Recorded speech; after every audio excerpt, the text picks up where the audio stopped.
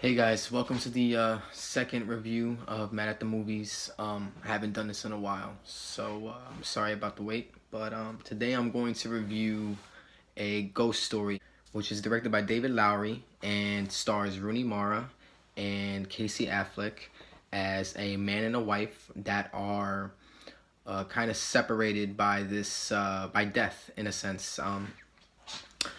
The main character, Casey Affleck, plays our titular ghost. He plays the main ghost. And Rooney Mara will play his wife, his grieving wife. So right off the bat, this movie is it's not what people expect. It's not going to be a horror movie. It's definitely not a horror movie. It's definitely a romantic drama. But that's a good thing, for sure. The film is beautiful, truly beautiful. The way that this film builds, which is very slow. It's a very slow build. It's not a film that is coming at you head on with scares or with these things or whatever. You know, it has these subtle moments like these bumps in the night type stuff, but it gives you these answers that there's always a reason for the bumps in the dark and the bumps at night, you know, the loud noises at night. Maybe it's something else. Maybe it's somebody watching after you. Maybe it's who knows. And the way they explore that is beautiful. It's so beautiful. Very eye-opening, very original. The way that Casey Affleck and Rooney Mara play these two characters are it's beautiful. Like you can literally feel their love for each other. And when he passes away early on in the film, you truly feel her loss. You truly feel like she lost somebody great, and she lost somebody she truly loved, and she truly is heartbroken over. And you feel that, you know, and that's another thing with the film, is that you feel while you're watching this film that it's something that we shouldn't be seeing. It's something that basically we're basically peeking into these other people's lives in a sense as a voyeur, and it felt not uncomfortable to watch, but it felt so authentic. It felt like I was literally watching these people go through this, go through their little arguments, and go through and the long shots of them in bed together, which are extremely long and personal shots. Was absolutely, once again, I'll say beautiful, because you know you don't really get a lot of movies like this. You know, you see a ghost story in the title and you think, oh my god, it's gonna be a scary movie and it's gonna be this, it's gonna be that, and this movie was totally not that. It's definitely a romantic drama. It's definitely one of the saddest movies I've ever seen. And it definitely got me thinking about, you know, my own mortality and, you know, love in general, and how love is such a beautiful thing, how it can transcend literally time and space, which this movie very well explores, you know, and you definitely feel that in this film. When he's a ghost, you know, he doesn't say a word. He speaks no words. He doesn't speak at all. There's subtitles, but it's just movements of hands or head nods or something like that. But they have these long sentences. But the way that they do it is beautiful, because he interacts with another ghost in the film, and the way that they interact is very interesting, very original. And you know, when people see this, they might think, oh, it's a very, you know, silly film. A guy in a white sheet as a ghost, like how silly can this get? And really, I mean, it's just, you know, people can say that this is a pretentious film. You know, I can see how you can think that this film thinks it's smarter than everybody else, and maybe how Lowery was kind of going for something maybe a little different, and maybe he wasn't thinking about a broader audience. You could definitely tell this was a personal story for him, something that he wanted to do, and he really wasn't really thinking about the audience. He was thinking about a message, and I believe the message was brought across as clear as he could get it, at least to me. And you know, that we're all gonna die one day, and you know, the legacy that we leave behind is sometimes important. But you know, if we get one person or two people to truly remember who we really were and to miss us truly, we did our job. you know. And love is such a flexible term, but in this one, it's such a finite thing. It's so broad, and so it just really, like, his love for her, like the entire film, he's trying to kind of get this note that she left behind after she leaves. And when she leaves, I mean, you know, it's heartbreaking. It is. It's a truly heartbreaking film, in a sense. You know, even though the ending left me truly satisfied, I was satisfied. I truly was satisfied as a viewer. I wasn't left pissed off, or like, man, they fucked this up, or, you know, they didn't give me the answers I wanted. You know, I didn't need a lot of answers. I needed him to get closure. Cause, you know, even though he said no words, you felt his pain when he was watching his wife eat that pie for like literally 15 minutes straight. It's one continuous shot of her eating a pie. And it's one of the saddest scenes, like, you can watch. Like, you just feel her pain.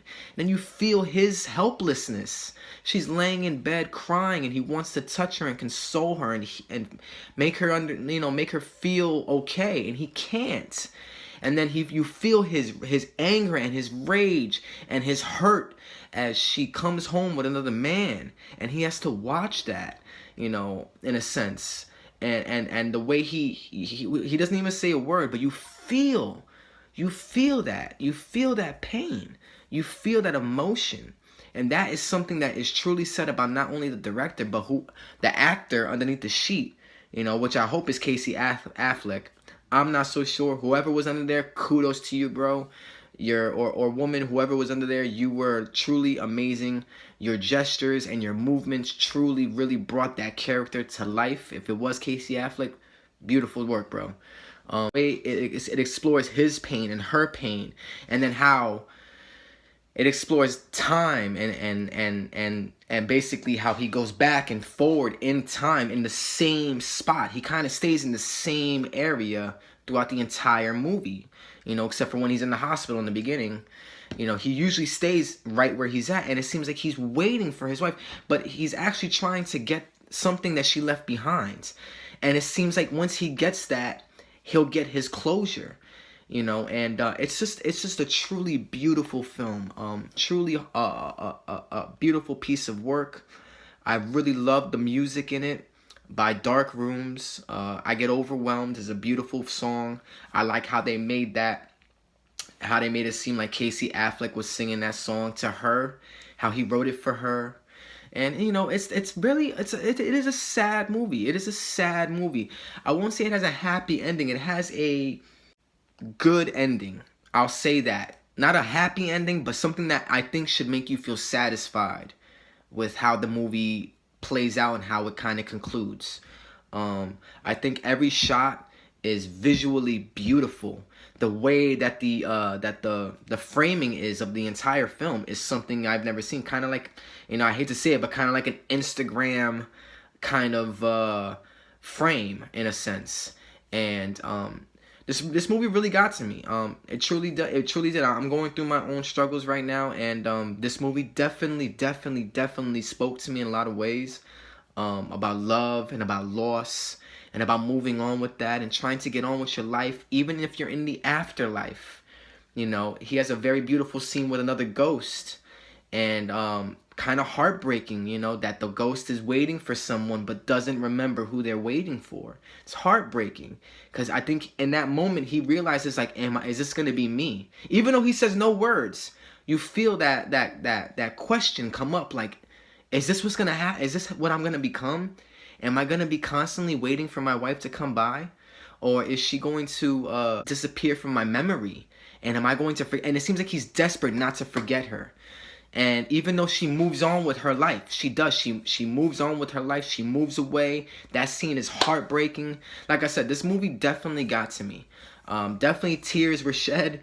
It was definitely an experience to watch this and to observe it, and to observe these people's lives in a sense. It was a great film. It definitely is a slow pace. I don't think everybody will like this film because of specifically the pacing and the long shots that are actually in the film. I don't think people will, I will say this, a lot of people, I can compare this to The Witch. The movie The Witch, which is another A24 property. Like, people went into The Witch expecting one of the scariest movies ever. But if you went in there like expecting that, and then you saw the movie was beautifully shot. The tension was palpable. The way it built up, the tension, even though it was a slow burn, was a good movie. It was a good movie, but people are not into that nowadays. People are into loud bangs and flashing noises, flashing scenes of action and suspense and scariness and stuff like that. People are just not patient enough nowadays to truly appreciate the message that is trying to be brought across the table to the audience. And that's, to me, that that love is a very powerful thing, and that if used in the right way, and if felt by the right person, I'll say, if it's felt by two people in the right way, it's truly a beautiful thing, and it will transcend time, and it will transcend death. It's just beautiful. I mean, I really don't know how else to explain it. It was just it definitely had an effect on me. This is a movie that definitely, when you walk away from it, you definitely start thinking about your own mortality and your own love for your family and for the ones that you love close to you, and for your significant others, whether they're with you or whether they're not. Definitely get you thinking about things, for sure. And I think that's the point of this movie. Not to scare you into saying, oh my God, we're all gonna die one day, and get ready and this and that. Like, maybe your life is insignificant if you're striving for this. No matter what, you're gonna die. Well, no, I think it's just to make you think about yourself, self-reflect on your own life and your own experiences and where your life is taking you, and just to live a fulfilling life. And I feel like that's what this movie brought across to me. Everybody will interpret this movie a little differently, but that's what I got from it. I definitely give props to David Lowery. I have never seen any of his other work. I gotta admit, I've never seen Anything Body Saints, and I've never seen Pete's Dragon, but I'm definitely gonna check out his other work now. I feel like, especially his indie work, I feel like those are the films that he seems to be really, as far as I've heard, that they're very personable to him, and they speak to other people, and that's what I really enjoy. And Casey Affleck and Rooney Mara definitely give beautiful performances. Even though Casey Affleck is only in the film maybe about 20% of the film, physically, he still gives a great performance. And Rooney Mara, she made you feel her grief, and if she did that, her job as an actress was job well done. She definitely had me crying a little bit, or crying for sure. But I definitely recommend this movie to everybody. This is not a movie that you don't have to show your kids, or it's something like that. But if you're into like these movies that make you think, not like Inception think, but really reflect, then this movie is definitely for you. I highly suggest that you check this movie out and you give it a chance. Don't be thrown off by the pacing of the film. The film's pacing is just secondary to what the message is. So stick with it. You will be rewarded at the end. That's how I believe it. That's how I truly believe that this movie is playing out. And I really hope that I hope you guys give it a chance. I really do. I believe this movie deserves a chance. I believe it's one of the best movies of 2017 now that I have just seen it. I've seen a lot of movies last year. That was definitely one of the best movies of 2017. That was an amazing film. So if you don't have a chance to check it out, definitely check it out on Amazon Prime. You can check it out on your Amazon video streaming service, or you can rent it. If it's playing in a theater near you, in some sort of indie theater, definitely check it out. But it's a beautiful film. I definitely give this movie like literally an A+ in terms of how it played out and the feeling it brought out in me. So definitely give this movie a chance, guys. It's a beautiful film, and I truly hope that you guys enjoy it as much as I did. I hope you get the reaction that I did, because it truly spoke to me, and I hope it speaks to everybody else. This does it for my first review of 2018. I'm mad at the movies, and I hope that I'll be doing this more often. So thank you guys.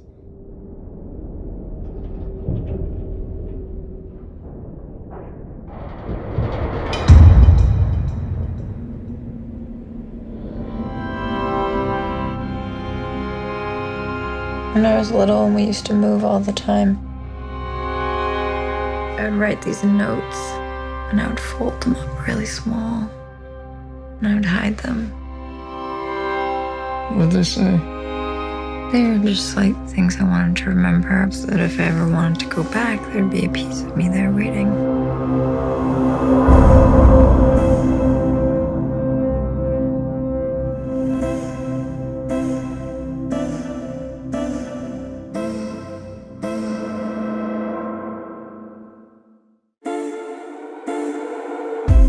Are you running late? Did you see too much? All the awful dreams felt real at night. Did you know that she waking up? Did she die in the night? Leave you alone. What is it you like about this house so much? History? No place like home. That's a business.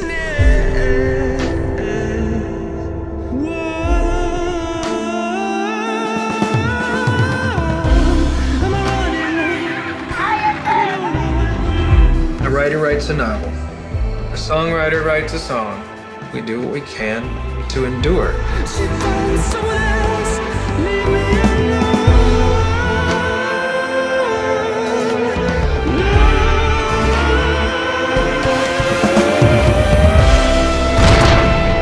We build our legacy piece by piece, and maybe the whole world will remember you, or maybe just a couple of people, but you do what you can to make sure you're still around after you're gone.